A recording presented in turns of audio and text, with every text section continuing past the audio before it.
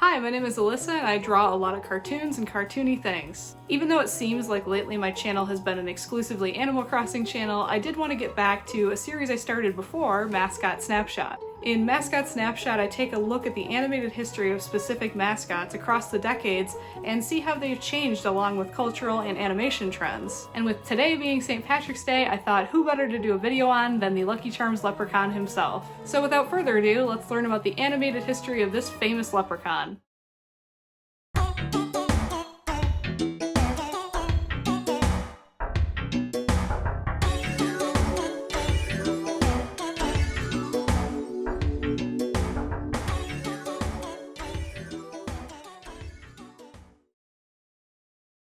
Most of us are familiar with fables about leprechauns, small creatures thought to be mischievous fairies who store their riches in pots at the ends of rainbows. It's commonly said that if you catch one, he'll grant you 3 wishes, though this usually has kind of a monkey's paw twist.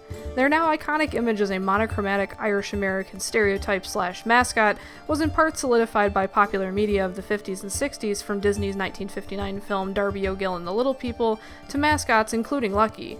But where did Lucky get his start? In 1964, Lucky Charms introduced the world to marshmallow-y cereal with its multicolored dried marshmallow pieces, or marbits. The world's first introduction to Lucky was designed to make a splash. From animated advertisements to full-page comics and comic books, General Mills wanted everyone to fall for the charms of the official face of marshmallows for breakfast. Despite this big rollout campaign, Lucky didn't appear on boxes of Lucky Charms until the following year in 1965. While I wasn't able to find specific animators behind these ads, this 1964 storyboard links these early ads to Dancer Fitzgerald Sample, or DFS, a Madison Avenue ad agency from the 20s. Some of these alternate 60s designs of Lucky from DFS I found are really beautiful. I'm quite fond of this one with the pipe myself. Though the design they went with, bald head and all, remains retro cool in my opinion. It's a real shame that a lot of these commercials were only viewed in black and white, since the colors in these animation cells are really lovely. Early Lucky Charms cereal lacked a certain pizzazz. After sales fell below expected goals, some sugar coating was added to the oat pieces in 1967, cementing the sweet treat as a certified cereal classic at the end of the 60s. While the oat pieces were made sweeter, Lucky himself had to become a little sweeter too. In the early 70s, Lucky's story was the same as before. Thieving brat kids were always after his Lucky Charms, and he was desperate to escape with his snacks untouched. Running away from and tricking children while being unwilling to share made for a mascot that wasn't as lovable as he could have been, and fearing negative association with the brand, in 1975 General Mills again reached out to DFS to rework the cereal's mascot. Alan Snedeker helped create ads for Lucky Charms and helped oversee this character change challenge at DFS. He was told to try to beat Lucky with a friendly and magical alternative to the now iconic leprechaun. In focus groups of 12 children, Snedeker and colleagues tested several mascots, including a knight who nearly made the cut but was deemed not magical enough, and Waldo, a cheerful, chubby wizard.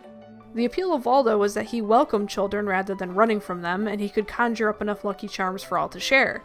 His catchphrase was "Ibble-de-bibble delicious," inspired by Snedeker's favorite Disney tune, Bibbidi-Bobbidi-Boo.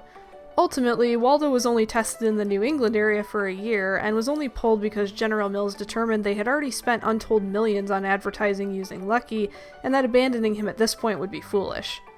Maybe in the Berenstein Bears timeline, Waldo was still out there conjuring up bowls of Lucky Charms, but in this timeline, Lucky took back the reins the following year. After Waldo's test run came to an end, more commercials came out with Lucky's attitude adjusted a bit. Pursuit of the Leprechaun became more of a fun game, with Lucky happily yelling "wee" and being smiley. Lucky's cute and friendly facelift from the end of the 70s remained his look for much of the 80s. Made more simple, wide-eyed, and smiley, this Lucky was less likely to trick kids and more likely to hand over some charms to share. With the addition of blue diamonds in the Waldo era and the purple horseshoe in '83, marbits began to represent something beyond just representations of real-world Lucky Charms. Instead, the Lucky Charms mythos expanded to add meaning and power to the charms, with each marbit charm representing a unique power.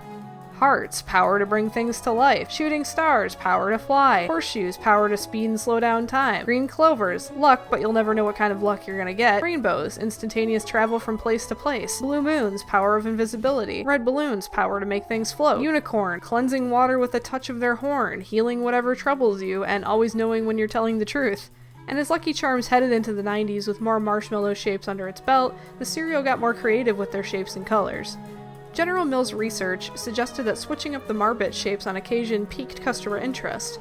So throughout the years, marbit shapes and colors were altered for many different occasions, holidays, promotional events. There were even whales briefly in the late 80s. So if we're to believe that the different charms possess different magical powers, what power is whale? I just picture Lucky accumulating all these marbits like chaos emeralds and wielding untold powers of the universe with each subsequent sweet, colorful marbit.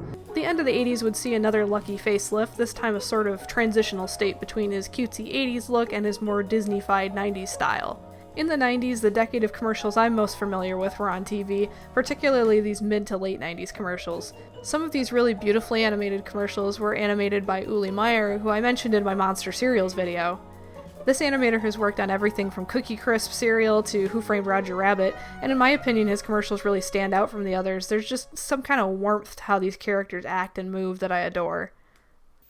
It's me birthday again, but no one ever remembers. All the kids remember is how much they want me Lucky Charms, a delicious part of this complete breakfast.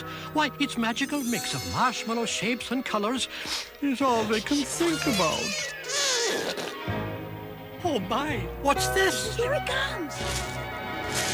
Happy birthday, Lucky! Oh, you remembered. The late 90s also locks in the still iconic Lucky design that's more or less the template for Lucky to this day. This jingle where Lucky lists the different shapes, by the way, is called Lucky's Litany. Heart stars and horseshoes, clovers and blue moons, pots of golden rainbows, and me red balloons. From the 2000s onward, Lucky underwent a few rather experimental changes. The 2D animation style of the late 90s continued into the 2000s on TV screens everywhere. Strangely, Lucky made a detour in 2004 for a theatrically released advertisement created by Calabash Studios, who we'll talk more about later, combining a live-action chase sequence and a clip of 2D Lucky driving his little green getaway car. This live-action and animation blend didn't reappear until the 2010s, and we got some more classic Lucky antics for some time. Things really got wild for Lucky's style in the middle of the 2010s. These series of commercials were created by Argentinian animation studio Tu Viente, and the look and feel of these characters was the brainchild of artist Gaston Pacheco. Sorry if I mispronounced any of that. Vivid colors and a fresh new style added some much needed punch and life to this traditional mascot. What's really cool about this campaign is all the commercials were completely traditionally cel animated. Also, I kind of love the concept of the Marbits being actual characters themselves. The 2010s also leaned into the inner child demographic of adult marshmallow eaters with a more nostalgic ad of a woman rediscovering her love of Lucky Charms with a CG Lucky accompanying her. This CG Lucky was also created by the previously mentioned live-action and animation masher-uppers Calabash Animation. Lucky's modern-day ad style returned to 2D with these colorful spots that blended live-action children with the iconic leprechaun and a rather charming unicorn character.